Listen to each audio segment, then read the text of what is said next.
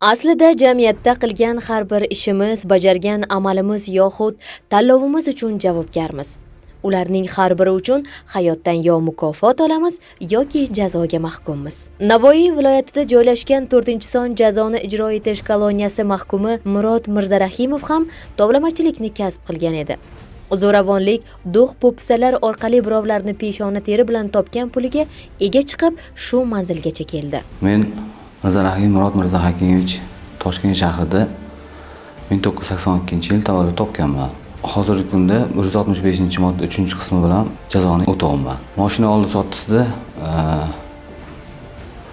2020-yilda mashina sotib puli cho'zilganida shu insondan pulni talab qilib jinoyatga qo'shilib qolganman. Qonun ustuvor, jazo muqarrar. Oila sog'inchiga yetmas ekan hech narsa. Ozodlik baribir qadriga yetmagan ekanmiz. Ko'rkoronalik, o'zboshimchalik. Oxiri shunaqa joylarga olib kelar ekan. 3 ta farzandim bor. Bir qiz uzatdik. O'zim to'yda bo'la olmadim.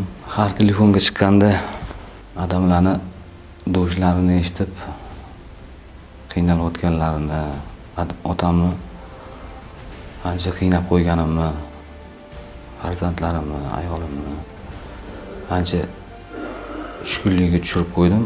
Qonundan tashqari holatda osonli yo'l bilan shu ko'cha anaqasida ishim bitadi tezroq deb